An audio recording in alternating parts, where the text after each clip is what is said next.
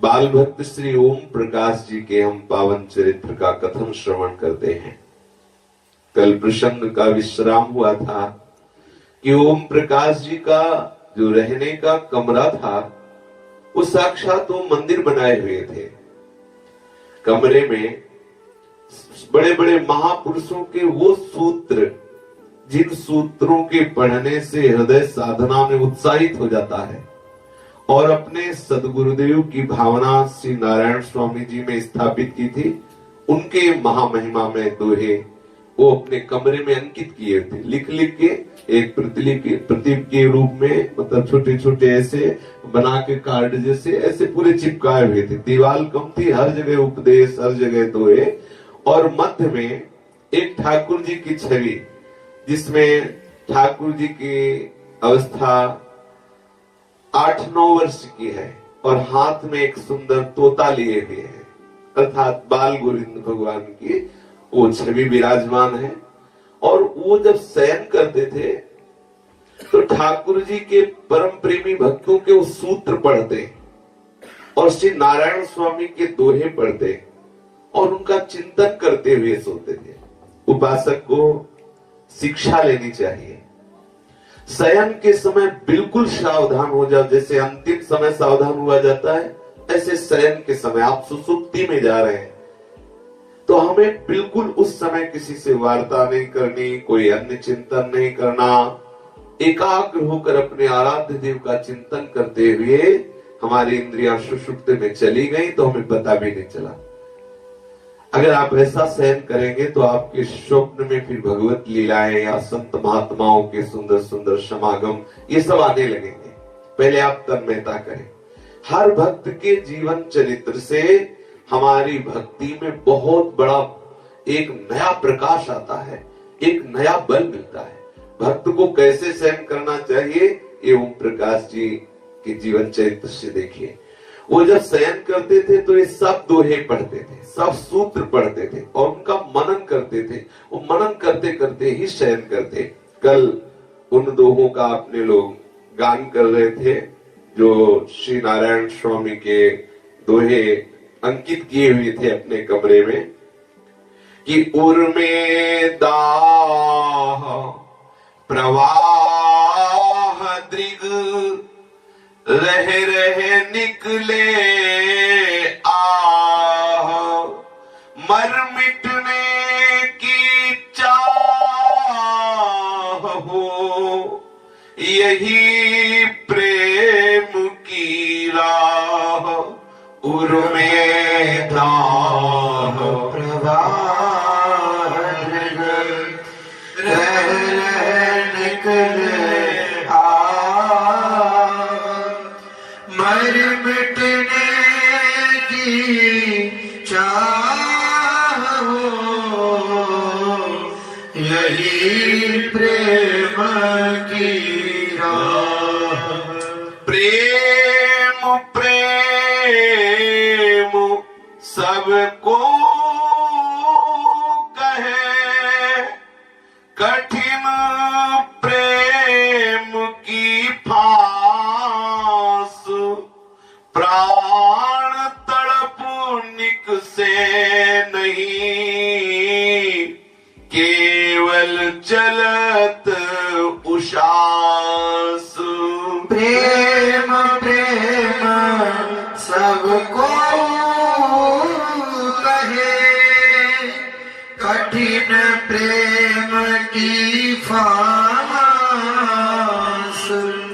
प्राण तड़प निकसे नहीं केवल चलत उषास।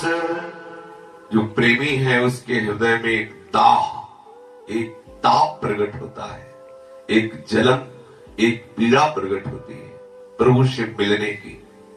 उर्मे दाह और प्रवाह दृग, नेत्र जब हृदय में प्रभु मिलन की ज्वाला जगी तो हृदय द्रवित हो गया, ताप लगते ही, और नेत्रों से प्रवाहित होने लगा अश्रु। उर्मे दाह प्रवाह दृग रह रह निकले आह। हाय कब कृष्ण मिलेंगे, आह कब प्रभु मिलेंगे। आंखों से अश्रु बह रहे, हृदय में एक विचित्र कोटि की ताप, विचित्र कोटि की जलन है।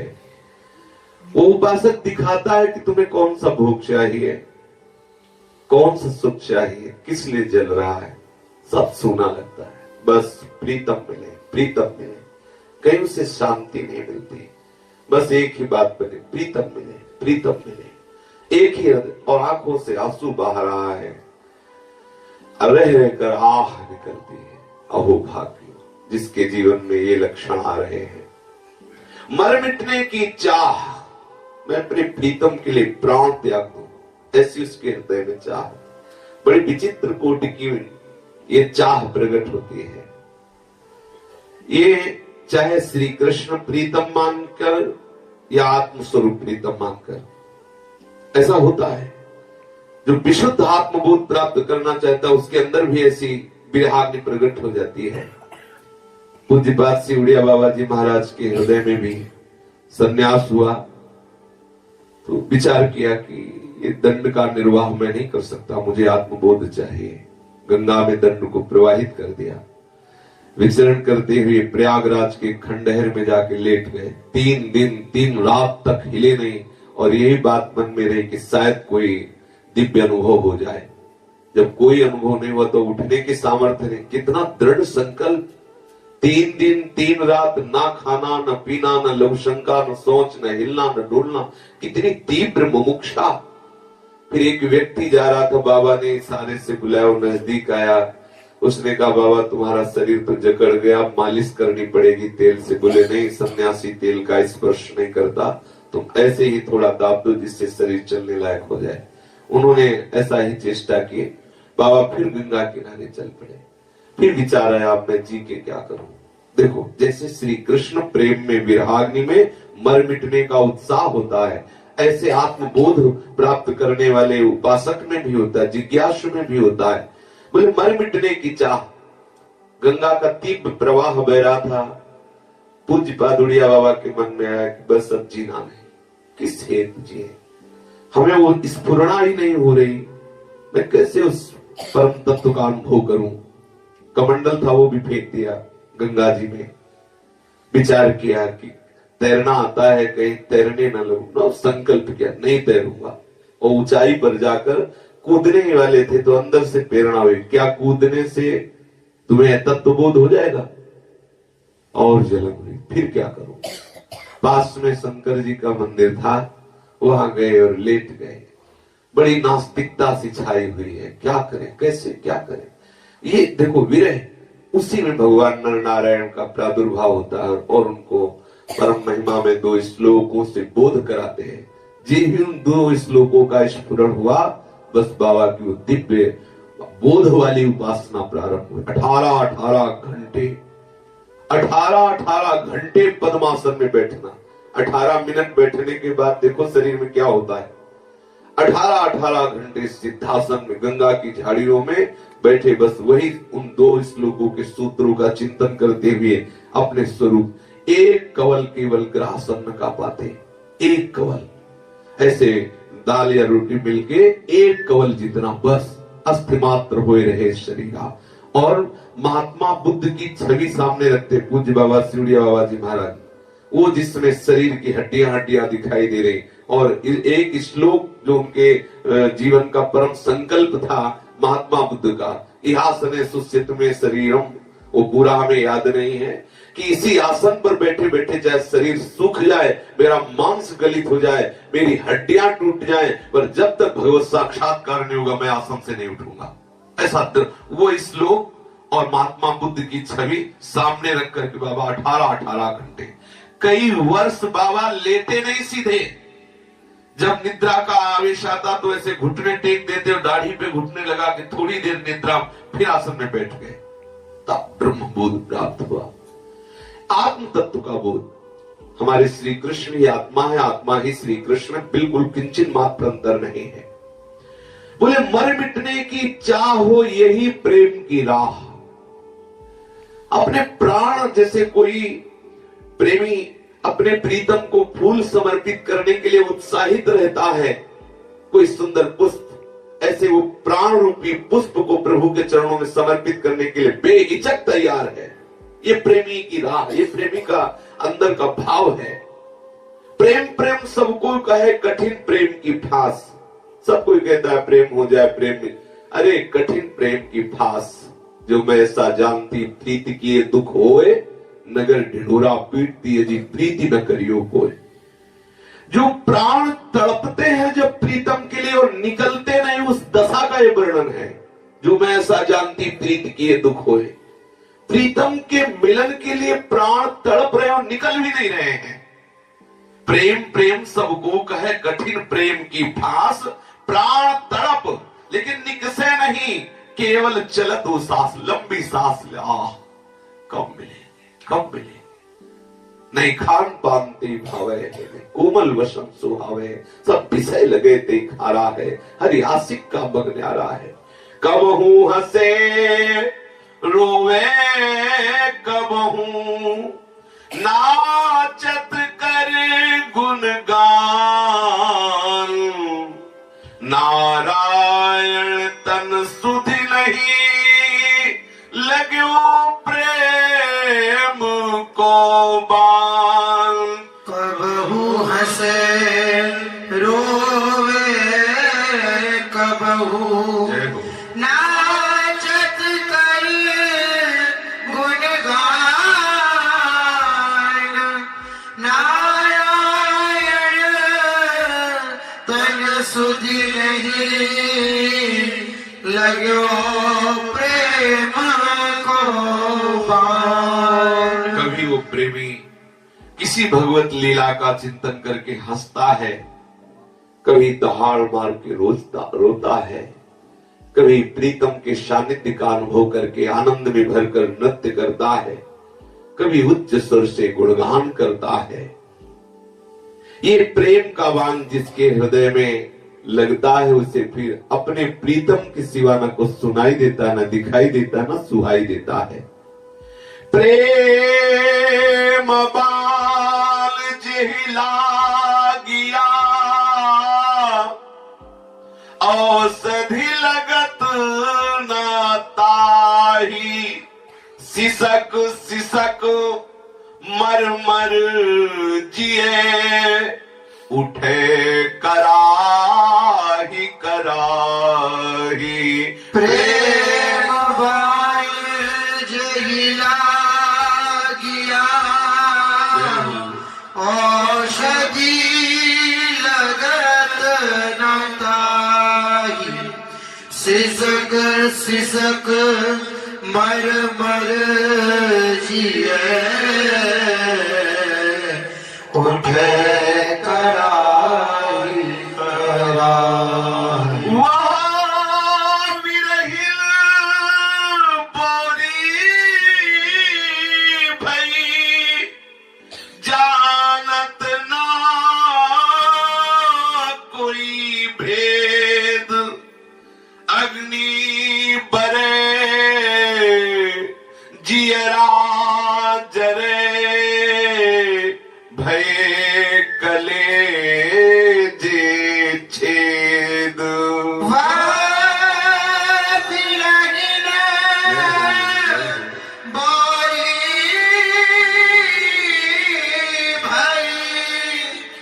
जानत ना कोई भेद। अग्नि बरे जियरा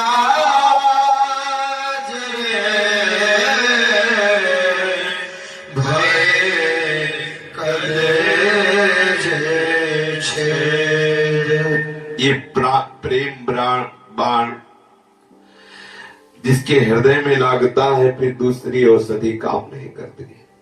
विश्व ब्रह्मांड की, यहां तक कि धन्वंतरी के पास भी इसकी कोई औषधि नहीं है। जिसके हृदय में प्रभु के मिलन की चाह प्रकट हो गई, कोई भी भोग विलास उस चाह को रोक नहीं सकता। कोई भी ऐसी औषधि नहीं जो श्री कृष्ण मिलन के दर्द को मिटा सके। अगर कहीं मिट सकता है तो एक ही से मिट सकता है, वो वैद्य संवलिया हो, जिस प्रीतम की आस में वो तड़प रहा, वही प्रीतम आ जाए तो भले ठीक हो जाए, दूसरा कोई उपाय नहीं। बोले वो सिसक सिसक मर जिए। आह, कैसी रसमय स्थिति। प्रीतम की याद में सिसक सिसक कर रोता है। यहां तक कि ऐसी मृत्यु दशा जैसी उसके अंदर विरहाग्नि प्रकट हो गई, पर मरता नहीं, फिर जीता है। फिर चिंतन करके रो रो कर फिर मूर्छित होता है, फिर चिंतन करता है। कैसी महामहिमामयी स्थिति आ जाती है। उठे कराहे कराहे, हा कृष्ण हा कृष्ण, हा किशोरी हा लाडली, यही उसके हृदय से एक पुकार निकलती है। वो विरहिणी बौरी हो जाती है। संसार कोई उसकी पीड़ा को नहीं समझ सकता।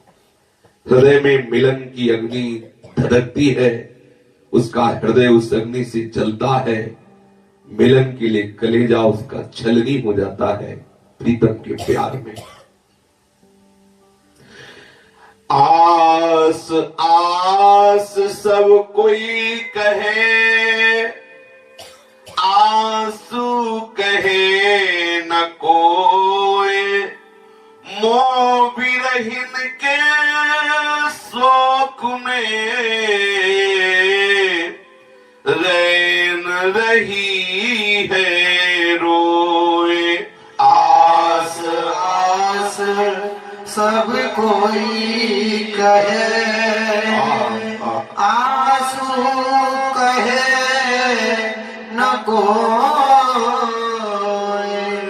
मोह विरहिन के शोक में रही है रोए। सब कहते कि हमारी आस है श्री कृष्ण मिल जाए, श्री कृष्ण मिल जाए।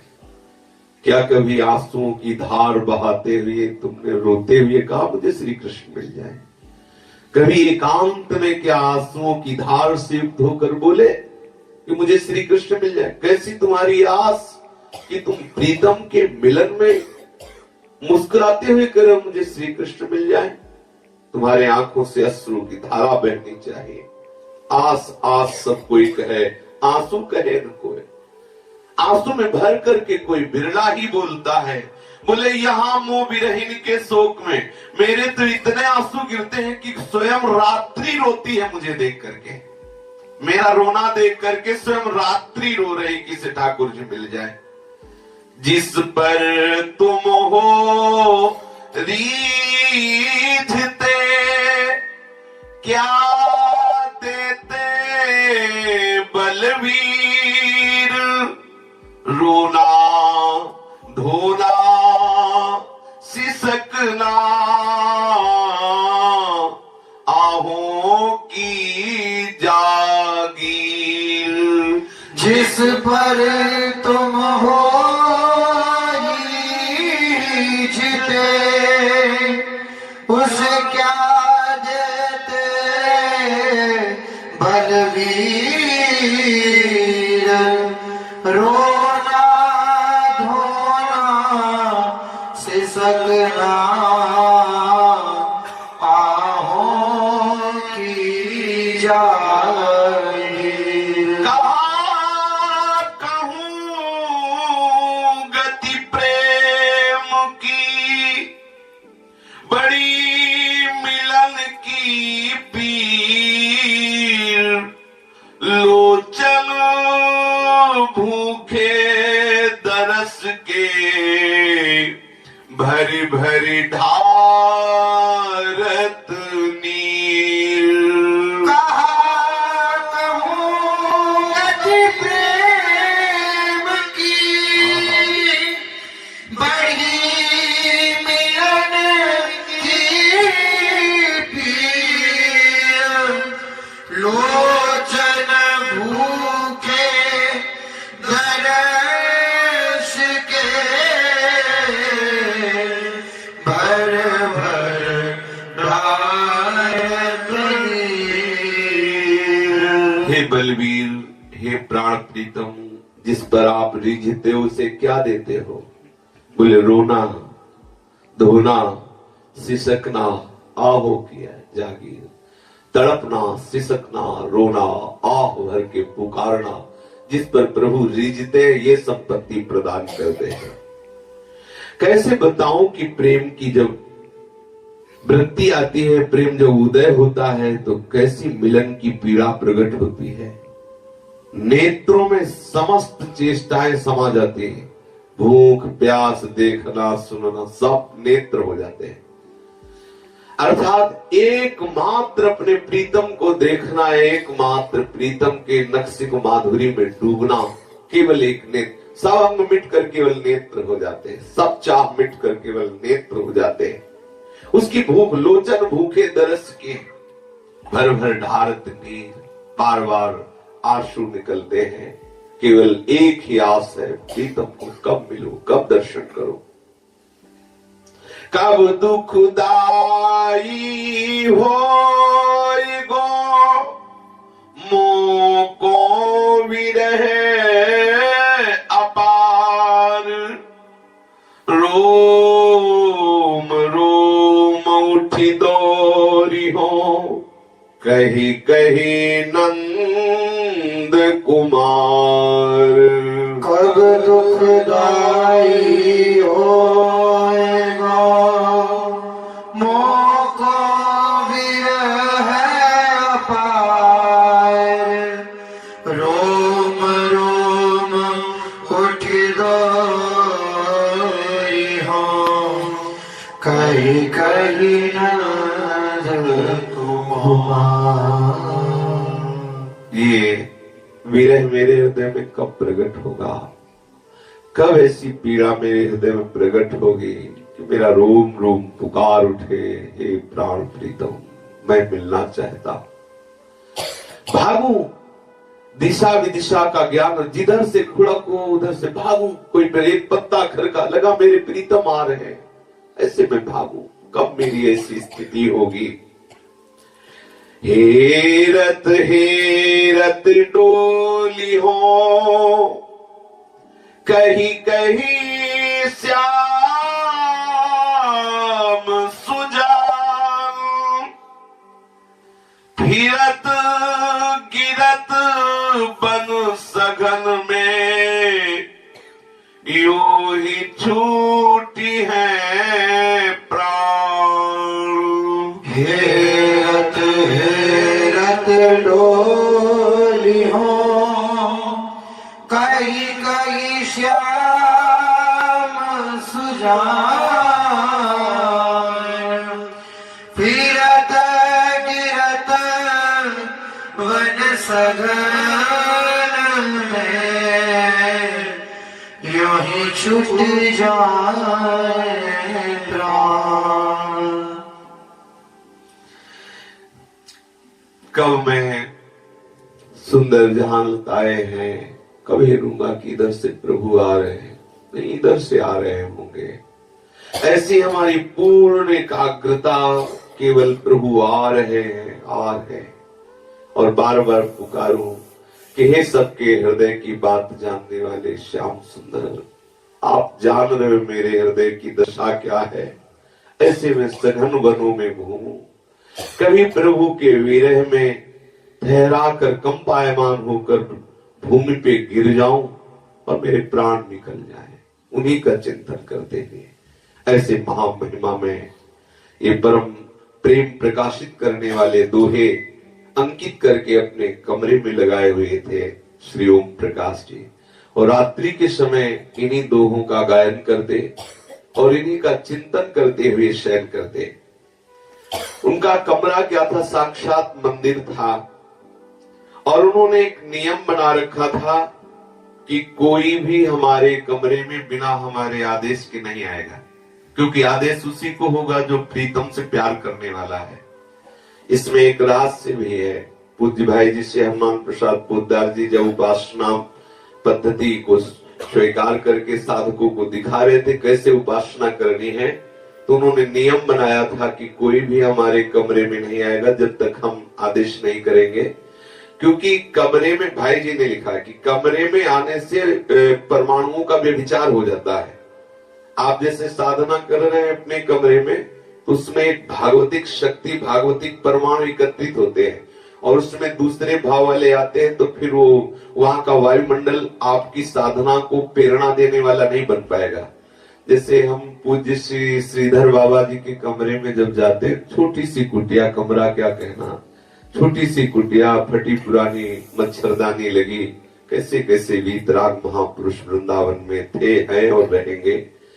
उनके समीप कमरे में प्रवेश होते ही जैसे मशीन से मंत्र संचलित होता, ऐसे मंत्र चलने लगता। बाबा के समीप बैठते ही संसार सुना लगता जीवन का सार भजन। तब लगता देखो कितने परमाणु भजन के हैं। तो भजन के परमाणु सुरक्षित, आप कितना भी बाहर विकसित हो जाएं, यदि आपके कमरे में परमाणुओं का भी विचार नहीं है, तो जाते ही अपने आसन में बैठते ही ऐसा अनुभव भी किया है, जाते ही कमरे में आप तत्काल बहिर्मुखता भाग गए, आप एकाग्र होकर भजन में लग गए। प्राय हमने बड़े बड़े महापुरुषों को देखा है, उनकी भजन कुटी बिल्कुल सुरक्षित और अलग होती है। अगर कहीं ऐसा हो कि भाई दो साधक एक ही कमरे में रह रहे हैं, तो दोनों को भी सावधानी पूर्वक विचार करना चाहिए कि वहां कोई प्रपंच की बात न करे, कोई असत आचरण न करे, अपने कमरे को पवित्र रखे, झाड़े बुहारे पोछा लगावे और अपने आसन में या तो गुरुदेव को बैठने दे, नहीं तो अन्य आसन रखे, जो कोई भक्त आदि आवे बैठा, अपने आसन को बिल्कुल अपने परमाणुओं से युक्त रखे। तो क्या होगा, आप देखोगे आसन में बैठते एक भागवतिक भाव पुष्ट हो जाएगा, वो परमाणु सुरक्षित रहते हैं। ऐसे हमने बहुत महापुरुषों को देखा है। संतों की भजन कुटी एकदम अलग। अपनी भजन कुटी में जहां कोई मिलने गया तो भजन कुटी से बाहर निकल कर बैठ गए, मिले फिर अपनी भजन कुटी में चले गए। भले छोटा सा एक कमरा हो, लेकिन वो सुव्यवस्थित, सुरक्षित, अपने भजन योग्य हो। भगवत वचन, संतों के वचन, भगवत छवि, संतों की छवि कमरे में लगी हो, आपको बहुत सपोर्ट मिलेगा, इससे बहुत आपको साधना में सहयोग मिलेगा। श्री ओम प्रकाश जी ने नियम बना रखा था कि कमरे में कोई हमारे बिना हमारी अनुमति के प्रवेश नहीं करेगा और एकांत कमरे में रह करके भजन करते। कोई माँ बहन आदि यदि आती तो उन्होंने हिदायत कर रखा था कि भगवत वार्ता के सिवा हमसे कोई वार्ता नहीं करेगा, फिजूल हमारे पास बैठेगा नहीं। और वो 5 घंटे में सब अपना कार्य करते थे, शौच, स्नान, भोजन, शयन, और शेष समय केवल नाम जप करते थे। शेष समय नाम, माला उनके हाथ में हर समय रहती थी।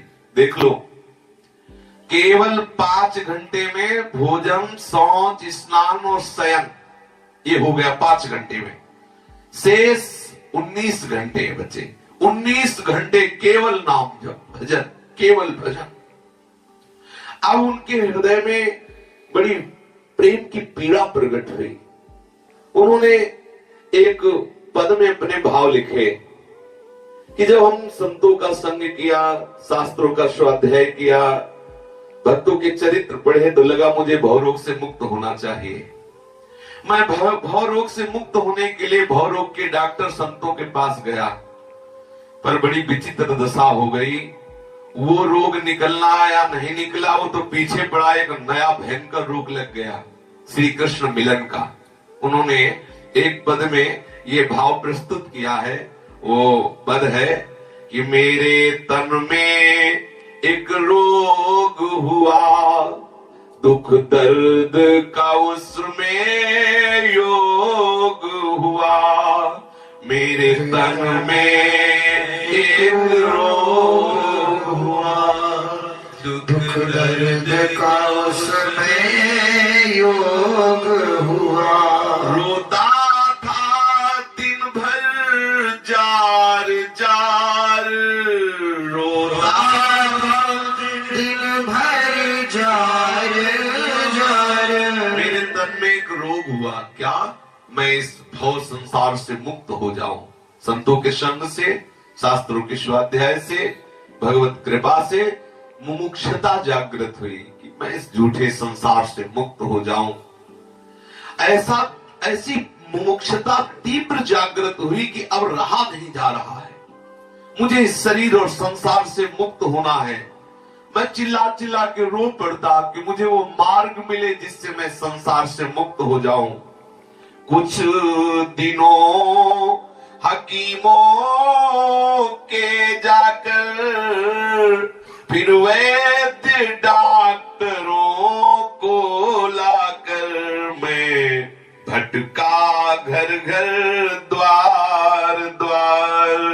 कुछ दिनों हकीमों के जाकर फिर वैद्य डॉक्टरों को लाकर मैं भटका घर घर द्वार द्वार। मैं बहुत दौड़ लगाई, कभी इन संत के पास, कभी उन संत के पास, कभी किसी भक्त के घर में, कभी किसी, कोई मुझे उपाय बता दे मैं कैसे इस संसार और शरीर से मुक्त हूं। डॉक्टर भी अपनी कर हारे, वो वैद्य हकीम तो बेचारे, उनकी गिनती किस गिनती में। डॉक्टर भी अपनी कर हारे, वह वैद्य हकीम तो बेचारे, उनकी गिनती किस गिनती में। हार गए, जिनके पास जाता कोई ये बताता, कोई वो बताता, वो बेचारे डॉक्टर क्या जाने कैसे रोग नष्ट होता है। अरे ये किस गिनती में, शिव विरंचिका मोहि को है बपुराण। बड़े बड़े दिव्य ज्ञान वैराग्य से युक्त महापुरुषों को भी माया आकर्षित कर लेती है, ये छोटे मोटे भक्तों की बात क्या।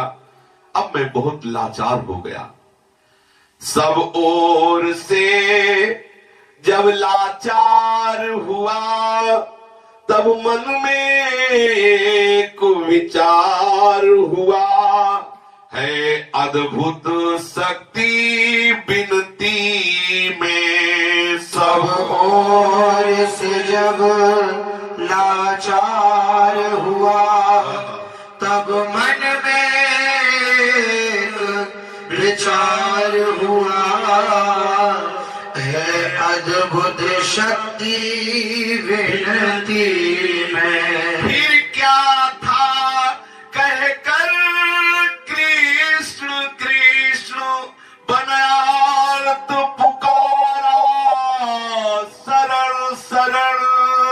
फिर क्या था कहकर कृष्ण कृष्ण बनाया पुकारा, शरण शरण। मेरी सुधली जयनाथ आए, मेरी सुधली जयनाथ आए। जो सब जगह से लाचार हो गया, मेरा हृदय मेरे को विकल करने लगा, कहां जाऊं, किससे कहूं।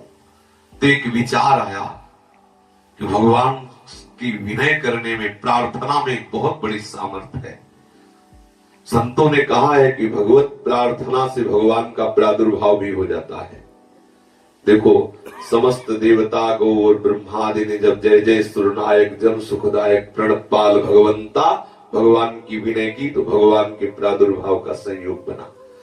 मेरे हृदय में ओम प्रकाश जी के रहे, मेरे हृदय में प्रेरणा हुई कि प्रार्थना से सब काम बन सकते हैं, मैं विनय करूं। फिर क्या था, एकांत जंगल में हा कृष्ण जोर जोर से पुकारने लगा, और हे करुणा मैं आपकी शरण में हूं, हे प्रभु मैं आपकी शरण में हूं, हे नाथ मेरी सुध लीजिए।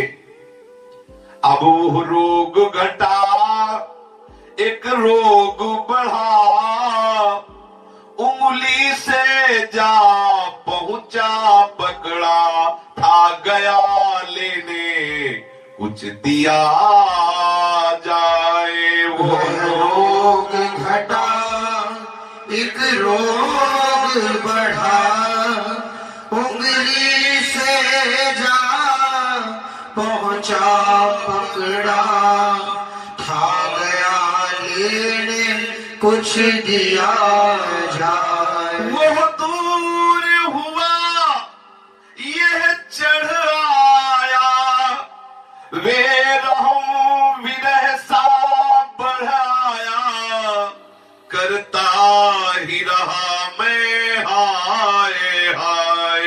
वह दूर हुआ, यह चढ़ आया, वे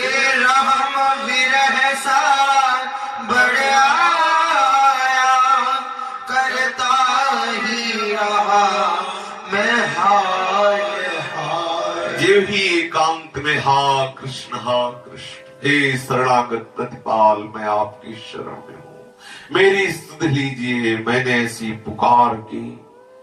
तो आश्चर्य हुआ, मैंने तो पुकार की थी कि रोग मिट जाए। वो भव रोग की बात तो घट गई, लेकिन एक बड़ा रोग और दे दिया।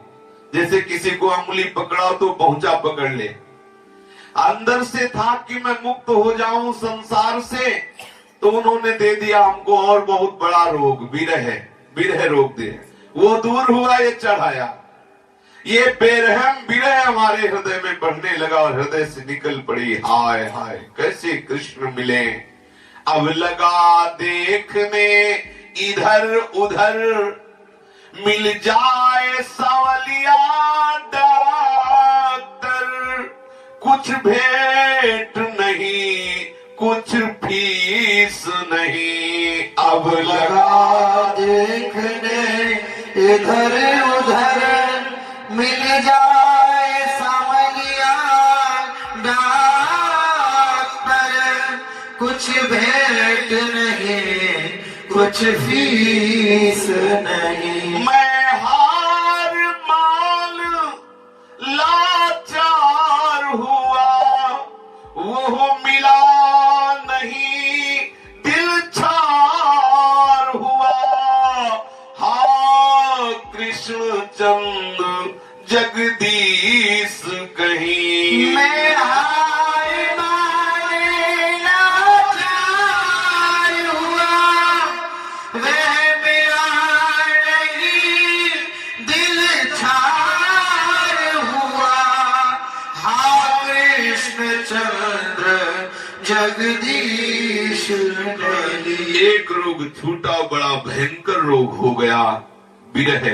हाँ कृष्ण अब मैं दसों दिशाओं में देखने लगा, कहाँ है मेरा वो सांवलिया डॉक्टर जो बिना भेंट बिना फीस के मेरा इलाज करे। मैं हार मानकर लाचार हो गया, मेरा वो डॉक्टर मिला नहीं। हाँ कृष्ण हाँ जगदीश, मैं पुकारता भटकता रहा। तुम निरुपाय के हो उपाय, पकड़ूं मैं काकी शरण जाए। यह रोग भी तुम्ही दूर करो, तुम निरुपाय के हो उपाय, पकड़ूं मैं काकी शरण जाए। यह रोग भी तुम ही दूर करो। अंधों के आगे क्या रो, अपनी आंखों को भी खोऊं। दो दर्श विनय मंजूर करो। अंधों के आगे क्या रो, अपनी आँखों को भी खोऊं। दो दर्श विनय मंजूर करो। हे प्रभु, जिसके कोई उपाय नहीं होता उसी के आप उपाय बनते हो। किसकी शरण में जाऊं, किसके चरणों को पकड़ूं, जिससे जो विरह रोग दिया है इसका फल मिले, अर्थात आपका साक्षात्कार हो। ये संसार अंधे हैं जो माया में लगे, इनके आगे क्या रोऊं, अपनी आंखों को भी खो दूं। हे कृष्ण कृपा करो, मुझे दर्शन दो। ऐसी भाव भरी वेदना से श्री ओम प्रकाश जी प्रभु को पुकारते। वो व्याकुल होकर किसी को अपनी बात जनाते नहीं, व्याकुल होकर अपने श्री कृष्ण रूपी डॉक्टर की खोज करने लगे। जो लोग और साधनों में लगे हैं, जो लोग और आकांक्षाओं की चाह करते हैं और आकांक्षा करते हैं मुझे भी मिल जाए, मेरी आदि आदि है, वो इस रोग को क्या जाने। श्री ओम प्रकाश जी का हृदय प्रतिपल श्री कृष्ण के मिलन के लिए तड़पने लगा। ये हृदय में एक ही चाह करते, कितनी शीघ्र मुझे प्रभु दर्शन दे, दूसरी कोई चाह नहीं रह गई। ये सबसे बड़ी बात होती है। जिसके हृदय में एक ही चाह रह जाए, प्रभु मुझे कैसे मिले, वो समझो प्रभु के समीप पहुंच गया। इनका विरह इस कोटि का कि बाहर से इनको अच्छे कपड़ा पहनना अच्छा न लगने लगा। बहुत कम कपड़े पहनते, अधिकतर शरीर को खुला रखते, छत पर जाकर के सोते, जिससे कमरे में सोने पर रोने पर लोग जान जाएंगे कि रो रहे। छत में ऊपर जाके रात्रि में लेटे लेटे प्राय आकाश की ओर देखते और गंभीर विचार करते। सर्दी में भी खुला शरीर रहना ज्यादा पसंद करते, उनको सर्दी बहुत कम लगती। और वो कभी किसी दूसरे की कोई बात करने लगे तो तुरंत हट जाते थे, चाहे अच्छी हो या बुरी, किसी की बात नहीं। तात सुनो मायाकृत गुण और दोष अनेक, गुण या उभय न देखी देखी सो अविवेक। किसी की कोई बात नहीं सुननी, मेरे प्रीतम की बात सुनाओ तो ठीक है, नहीं तो नहीं सुनना हमें। कोई अच्छा है बुरा है भगवान जाने, मेरे प्रीतम की बात मुझे सुनाना है। बोधयंता परस्परम, अगर बात करनी है तो प्रीतम की बात करनी। कथयन्ति च माम नित्यम तुष्यन्ति च रमन्ति च। और वो कभी किसी के गुण दोष पर दृष्टि भी नहीं देते थे, ना किसी की बुराई करते थे, ना किसी की बुराई सुनते थे, ना बुराई करने वाले को पास बैठने देते थे, ना उसके पास बैठते थे। सर्वदा वे प्रभु चिंतन करते हुए बाहर से प्रसन्न मुख दिखाई देते। कपड़ा यद्यपि धुला हुआ पहनते, पर वो बहुत कीमती हो या बहुत अच्छा हो ऐसा भाव नहीं था। कभी कभी कपड़े में बटन भी नहीं होती थी, लेकिन वो धुला हुआ होता था, अर्थात पवित्र वस्त्र।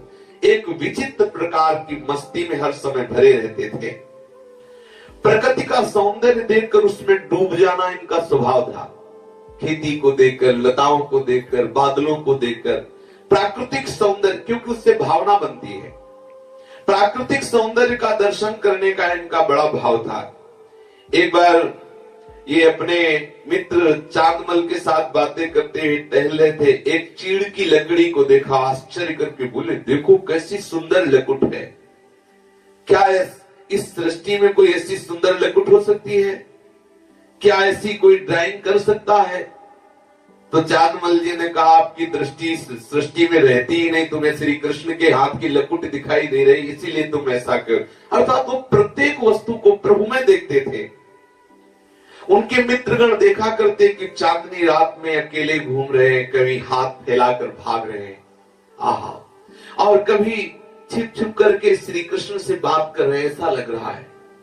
कभी वो विरह में रो रहे हैं, कभी अकेले बैठे हुए बड़ी विरह वेदना से भर करके गीत गा रहे हैं। बड़ा सुंदर चांदनी की रात्रि है और एकांत में वो बैठकर गीत गा रहे हैं। जीवन के दिन सब बीत चले, अब तक भी मिले घनश्याम नहीं। जीवन के दिन अब बीत चले, अब तक भी मिले घनश्याम नहीं। इतनी बड़ी बात है, प्रतिपल तड़पन है प्रभु के लिए, आहा अहो भाग्य है। एकांत में सुंदर चांदनी है, सुंदर सुंदर सामने हरियाली भरे खेत है और विरह बढ़ रहा है। जीवन के दिन सब बीत चले, अब तक भी मिले घनश्याम नहीं। जीवन के दिन सब बीत चले, अब तक भी मिले घनश्याम नहीं। इस तन से भला फिर क्या होगा, इतना भी बना जब काम नहीं। इस तन से भला फिर क्या होगा, इतना भी बना जब काम नहीं। वर्षा की रिमझिम बूंदों ने काली घन घोर घटाओं ने, वर्षा की रिमझिम बूंदों काली घन घोर घटाओं में, सावन की उस हरियाली में लहराती ललित लताओं में, सावन की उस हरियाली में लहराती ललित लताओं में, झर झर झरते उन झरनों में नदियों की उन धाराओं में, झर झर झरते उन झरनों में नदियों की उन धाराओं में, आनंद न बिल्कुल आता है अब इन प्राकृतिक छटाओं में, आनंद बिल्कुल आता है अब इन प्राकृतिक छटाओं में, इस सुंदरता से मतलब क्या जब पास में सुंदर श्याम नहीं, जीवन के दिन अब बीत चले अब तक भी मिले घन श्याम नहीं, इस सुंदरता से मतलब क्या जब पास में सुंदर श्याम नहीं, जीवन के दिन सब बीत चले अब तक भी मिले घन श्याम नहीं, हमारे एक एक क्षण बीतते जा रहे हैं, दिन बीतता जा रहा है, रात्रि बीतती जा रही। श्री ओम प्रकाश जी के हृदय की वेदना, सुंदर लताएं हैं, खेती हरियाली, सुंदर चांदनी जला रही उनके हृदय को। हाय प्रतिपल बीतता जा रहा है, मेरे जीवन धन घनश्याम मुझे नहीं मिले, भला इस मनुष्य शरीर को धारण करने का क्या फल मिला। यदि इतना भी काम न बना कि मुझे भगवत दर्शन ना हुए तो इस जीवन का मतलब क्या। ये वर्षा की रिमझिम बूंदे, ये काली घनघोर घटाएं, ये सावन की सुंदर हरियाली, ये लहराती हुई ललित लताएं, ये झरझर झरते हुए झरने, ये सुंदर नदियों की धाराएं बिल्कुल मुझे नहीं सुहाती हैं। इन प्राकृतिक सौंदर्यता से मेरा हृदय शीतल होने वाला नहीं। जब सुंदरता के समुद्र से श्याम सुंदर मेरे पास नहीं थे, सुंदरता किस काम की।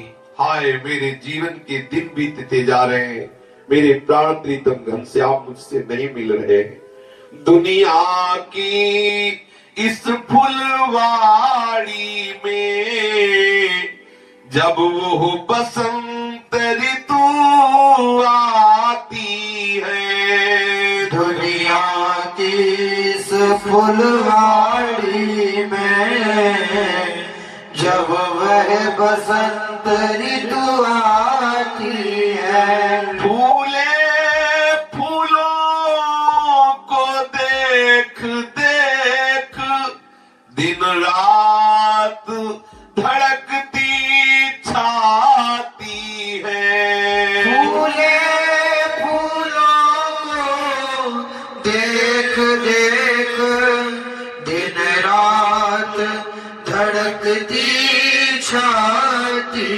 है। भौरे जब गुंजन करते हैं और कोकिल कूक मचाती है, और जब गुंजन करते हैं और कोकिल कूक मचाती है, मीठी सी तुम्हारी वो बोलन तब याद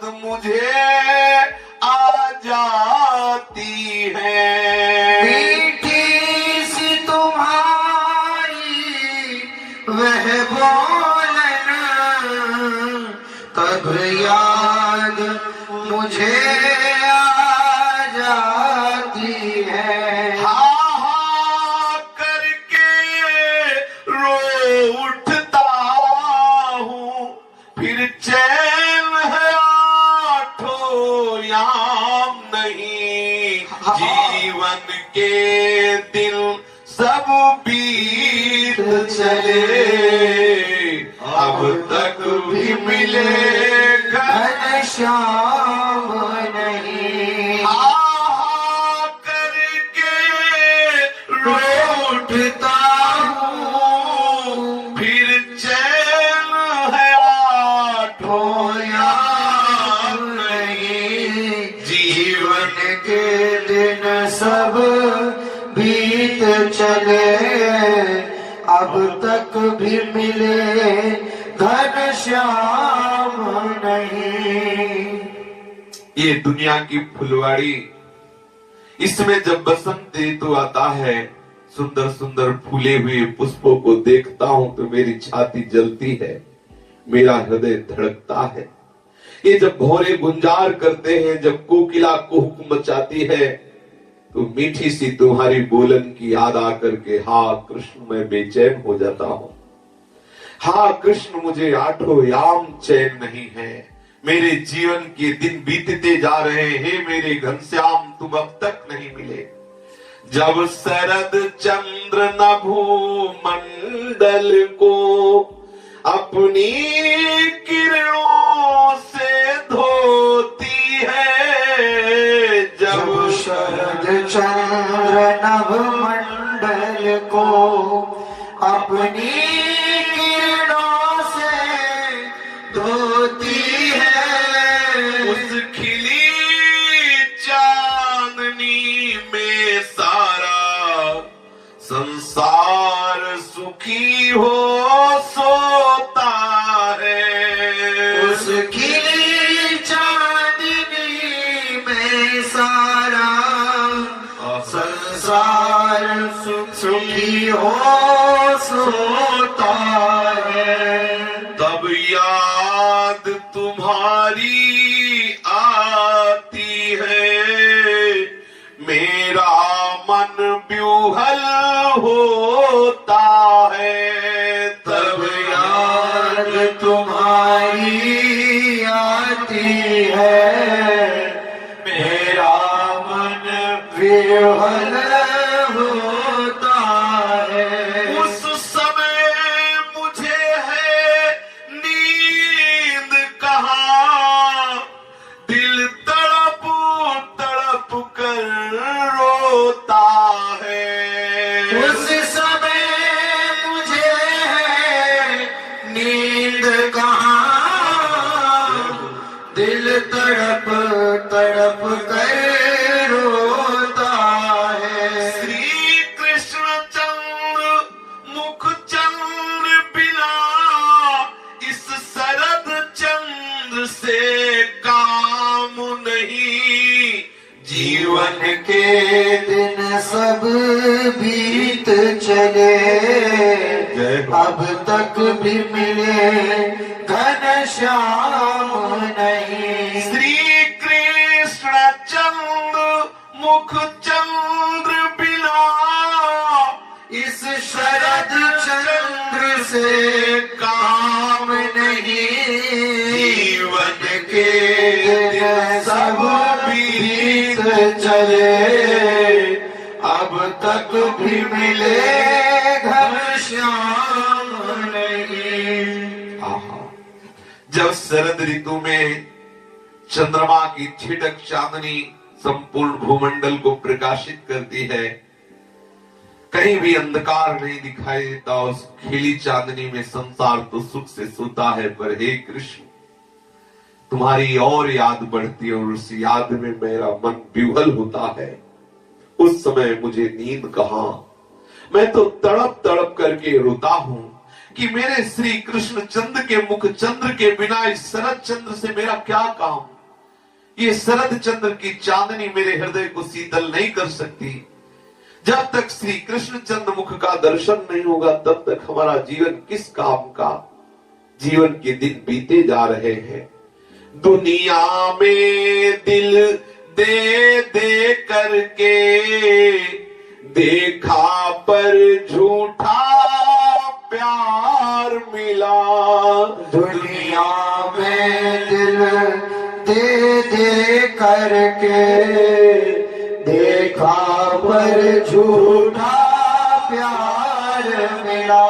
स्वार्थ हटते ही प्रेम हटा, दिखलावे का व्यवहार मिला। स्वार्थ हटते ही प्रेम हटा, दिखलाने का व्यवहार मिला। अमृत सी प्रीति कहीं पाई, फिर जहर वियोग अपार मिला। अमृत सी प्रीति कहीं पाई, फिर जहर वियोग अपार मिला। सब कुछ मंथन कर देख लिया, संसार में कुछ ना सार मिला। सब कुछ मंथन कर देख लिया, संसार में कुछ ना सार मिला। जीवन के दिन सब बीत चले, अब तक भी मिले घनश्याम नहीं। जीवन के दिन सब बीत चले, अब तक भी मिले घनश्याम नहीं। दुनिया में मैंने देखा, जिस जिसको दिल दिया देखा सब झूठे हैं, कोई सच्चा प्यार करने वाला नहीं।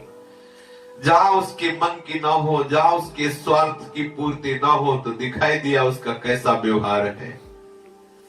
अगर मैं अमृत से भी प्रीति करूं तो कहीं उसको सुख मिल रहा है तो मुझे प्यार का नाटक करके फंसाना चाहता है, और जहां उसकी अनुकूलता की पूर्ति ना हुई तहां वो बीस ही बीस देता है। संसार में प्रीति करने वाला कोई नहीं। अगर कोई प्रीति को निर्वाह करने वाला, प्रीति को समझने वाला है, तो हे प्रीतम घनश्याम केवल आप ही हो। आपके बिना मेरे जीवन में विश्राम कहाँ, एक एक पल बीतता जा रहा है। हे श्याम सुंदर, आप कब मिलोगे? ऐसे श्री ओम प्रकाश जी के हृदय की विरह वेदना बढ़ने लगी। उनके मित्रों ने देखा कि उनके प्रतिक्षण हृदय में व्याकुलता होती। उन्होंने प्रार्थना की कि ऐसा विरह मेरे हृदय में कैसे प्रकट हो।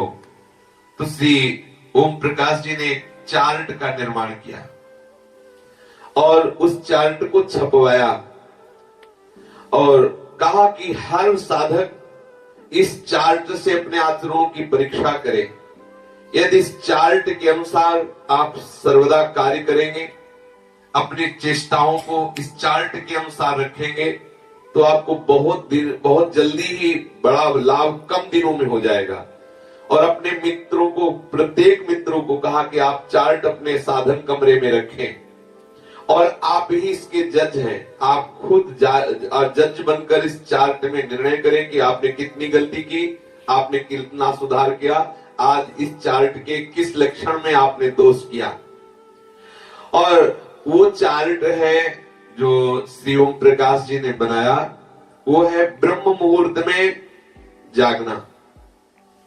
3 बजे 4 बजे के अंतर में ही जग जाना चाहिए। जगते ही ऊषा पान करना, जलपान करना, फिर शरीर को थोड़ा घर्षण करना, वायु सेवन करना, मुख में पानी भर करके आंख में पानी ऐसे डालना जिससे नेत्र ज्योति पुष्ट होती है। दांतों की सफाई करना, तुम्हारे नाखून साफ होने चाहिए, तुम्हारा सिर स्वच्छ होना चाहिए, तुम्हारे कपड़े स्वच्छ होना चाहिए। और सुंदर फिर जो आपने स्नान के लिए योग्य समझाओ, जैसे मुल्तानी मिट्टी है या आदि आदि, उससे मलकर शरीर में स्नान करें, या अपने जैसे बाबा जी लोग हैं ऐसे स्नान करें। वो तो विद्यार्थी जीवन में ऐसा वर्णन कर रहे हैं। स्नान करने के बाद जरूर व्यायाम करें। सूर्यासन है और भी आसन है और भी व्यायाम है, और सादा ताजा और थोड़ा आहार करें। समस्त इंद्रियों को पवित्र रखें। मूत्र त्याग के समय मौन और सावधानी रखें कि मूत्र की छिट्टियां तुम्हारे शरीर में ना पड़े, क्योंकि तुम साधक हो। खड़े खड़े लघु शंका करना या उद्दंडता पूर्वक लघु शंका करना, आपकी छिट्टियां पड़ रही, कैसे आप पवित्र रह सकते हैं। और रात्रि में जल्दी सोना, सुबह जल्दी जगना। किसी से भी किसी भी तरह का द्रोह ना करना। ये दृढ़ विश्वास रखना कि मैं इसी जन्म में भगवान को प्राप्त करूंगा। कभी किसी के दोष ना देखना, अगर दिखाई दे जाए तो वो आप अपनी त्रुटि स्वीकार करें, उसे प्रणाम करें। सदैव पवित्र संकल्प करना। समस्त स्त्रियों के प्रति मात्र भाव रखना। किसी से भी लोभमयी वृत्ति से न मिलना। कभी घमंड भरे वचन न बोलना। किसी से क्रोध न करना। किसी से ईर्ष्या न करना। समस्त इंद्रियों को शास्त्र संयम में रखना। गुरु और ईश्वर भक्ति में रहना। अहिंसा, किसी को भी मन वचन कर्म से दुख ना पहुंचाना। जब बोलना तब सत्य बोलना। पूर्ण ब्रह्मचर्य रहना और धैर्य धारण करना। किसी भी स्थिति में विचलित ना हो। नित्य जो नियम आपने लिया है या जो आपको दिया गया है, नित्य नियम का पूर्ण निर्वाह होना। एक नियमावली लिख ले, मुझे इतना जप, इतना पाठ, इतना ये जो भी दिनचर्या है, पूर्ण नियम निर्वाह करना। नियमित ठीक समय पर जो साधना हो ठीक समय पर हो। आपका व्यवहार सादगी से युक्त होना चाहिए। आप दृढ़ प्रतिज्ञ हो, जो कह दे उसका पूरा निर्वाह होना चाहिए। आपको लंगोटी बंद रहना चाहिए। बढ़ना तो ब्रह्मचर्य आवश्यक, ब्रह्मचर्य आवश्यक है तो लंगोटी या लंगोटी अवश्य पहनना चाहिए। श्री नरसिंह मेहता जी ने भी कहा है, काछ वाच मन निश्चल राखे, धन धन जननी तेरी है। जिसका लंगोट पवित्र है, जिसके वचन पवित्र है, जिसका मन पवित्र है, उसके साथ भगवान खेलते हैं।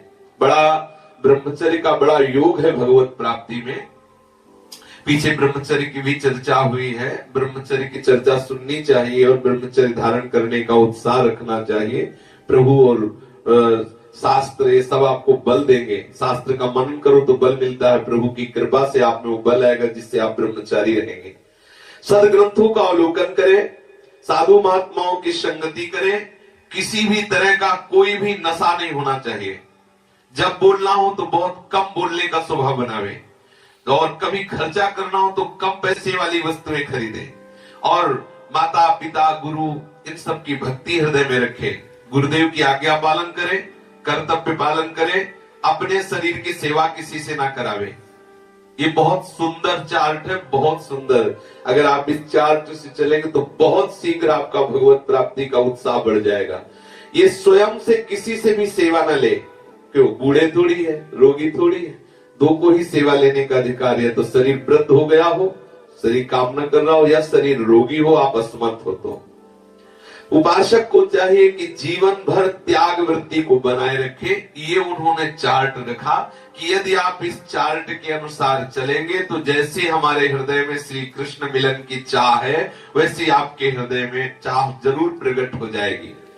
और जब कोई दूसरा परिवार के अलावा इनको धन देता तो मना कर देते, अन्न देता तो नहीं खाते।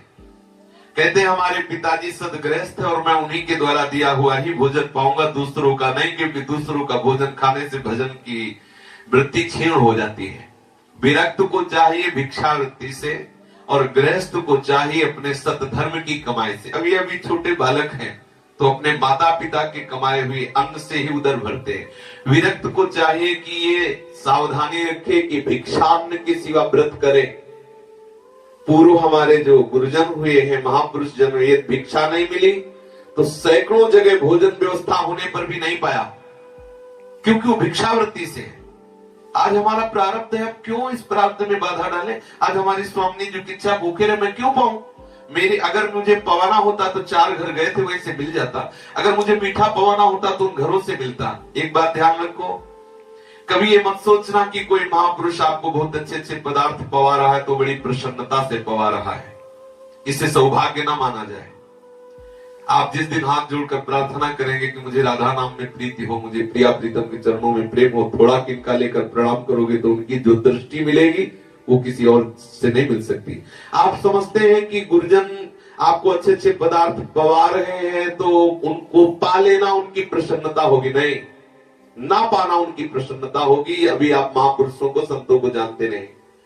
आपके सामने 56 भोग परोसे जाए, उनमें से आप वो साधारण वस्तुएं जो स्वाद रही थे लेकर पाएंगे और वो वापस कर देंगे पहले ही, तो उनकी दृष्टि में आप नंबर 1 में आ जाएंगे।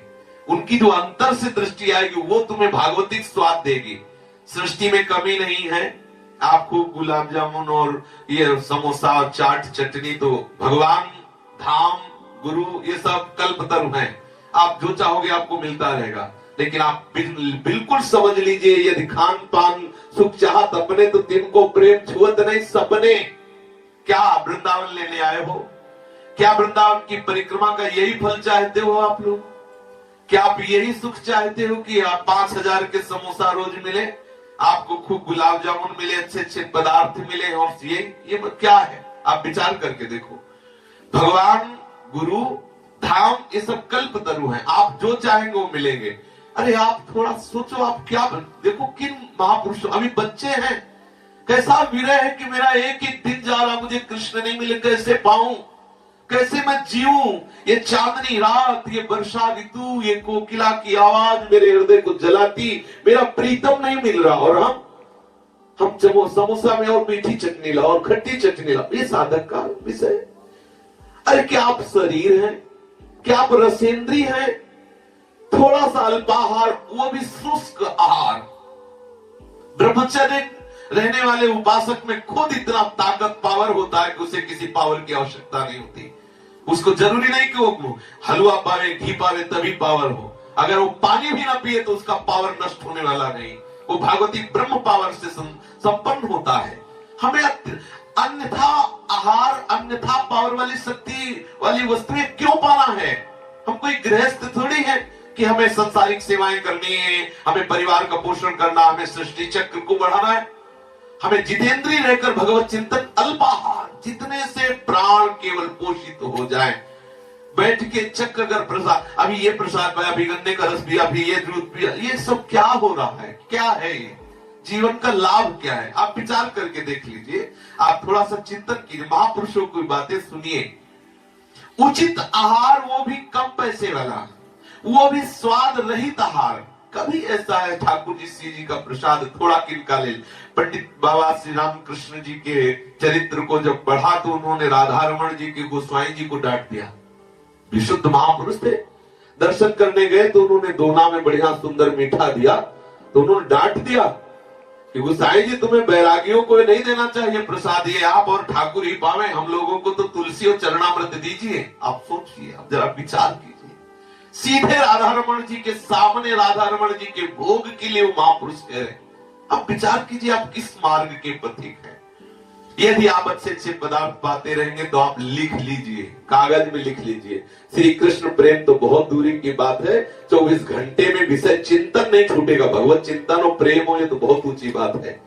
ये अनुभव की बात कह रहे हैं। जिस दिन अच्छे पदार्थ पाए जाते हैं उस दिन अंतर्मुखता नहीं रहती, बहिर्मुखता रहती है। थोड़ा सा रूखा सूखा ब्रजवासियों के टूक पाओ तो देखो हृदय में हाय हाय मच जाएगी, कैसे प्रभु मिले, कैसे प्रभु मिले। आप पक्का देख लो, होने लगेगा।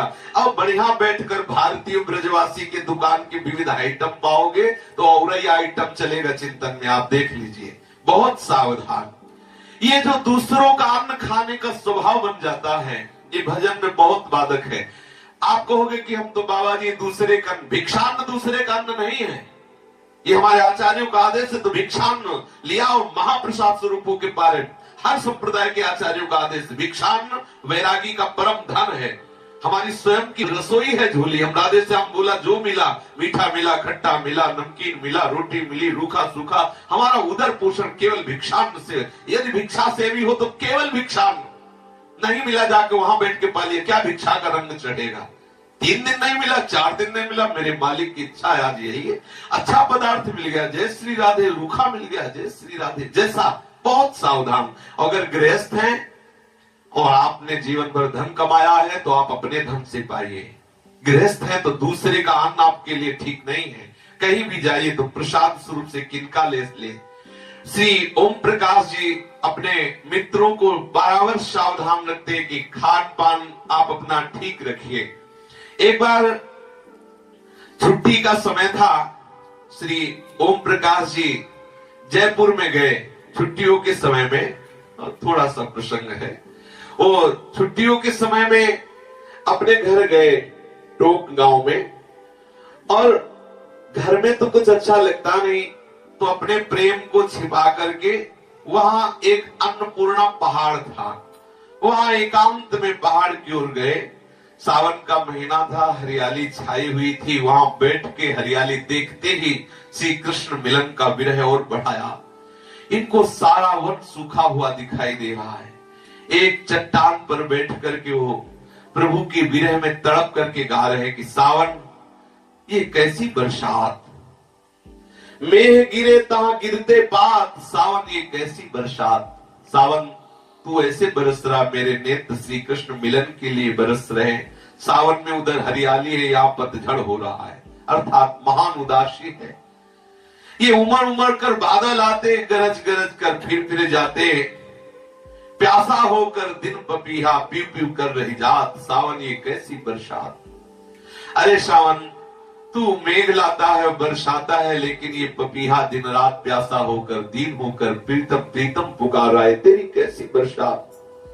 संध्या का समय हो गया उसी पहाड़ पर बैठे हुए, और ये बिकल होकर अंदर ही अंदर कृष्ण कृष्ण कृष्ण। समीप से एक पक्षी आया और मधुर स्वर बोलने लगा। उसकी बोली सुनकर के थोड़ा मुस्कुराए, हृदय में और विरह बढ़ा। ऐसा लगा मानो ये पक्षी को श्री कृष्ण ने भेजा हो, कोई संदेशा लेकर। पूछने लगे, क्या तुम्हें श्री कृष्ण ने भेजा है, तुम क्या कहना चाहते हो। इतने में धीरे धीरे संध्या आ गई। संध्या से चांदनी रात हुई, गगनदेव में चंद्रमंडल प्रकाशित होकर अपनी कलाएं दिखाने लगे। चांदनी में पर्वत वन लताएं बड़ी और सुंदर लगने लगती हैं, मानो कोई श्वेत रंग की चादर बिछा दी हो प्रकृति के ऊपर। इतने सुंदर प्रकृति के स्वरूप को देखकर आकाश की तरफ देखते छोटे छोटे बादल आसपास चंद्रमा के दौड़ रहे हैं। उनको लगा कि चंद्रमा तू बादलों के साथ कबड्डी खेल रहा है, मानो उन बादलों से कबड्डी खेल रहा हो चंद्रमा। ऐसे देखकर मुस्कुरा दिए। ओम प्रकाश जी सोचने लगे, आहा, ऐसे ही श्री कृष्ण अपने सखाओं के साथ कबड्डी खेलते होंगे। ये छोटे छोटे बादल सखा है और ये चंद्रमा श्री कृष्ण है। देखो भावुक महापुरुषों की बात, प्राकृतिक कोई भी दृश्य उन्हें अपने इष्ट में तन्मय कर देता है। और इतना सोचते ही हाहाकार मच गया हृदय में कि उस खेल में मैं क्यों नहीं शामिल हुआ। हाय हाय। और रोते रोते आंखें बंद हो गई, एकदम ध्यानस्थ हुए और देखा सामने वृंदावन, देखा सामने उनका प्राण प्यारा सखा श्री कृष्ण अपने अन्य सखाओं के साथ कबड्डी खेल रहा है। बड़ी देर तक तो चुपचाप बैठे रहे, फिर एकदम कूद पड़े उसी कबड्डी में। अर्थात शरीर तो सावधान शांत से बैठे हुए, लेकिन भाव देश में सखा रूप से ओम प्रकाश जी उनके साथ कबड्डी खेलने लगे। खेलने दीजिए, कल देखते हैं क्या लीला होती। श्री राधा वल्लभ लाल की जय। जय जय श्यामा जय जय श्याम, जय जय श्री वृंदावन धाम। जय जय श्यामा जय जय श्याम, जय जय श्री वृंदावन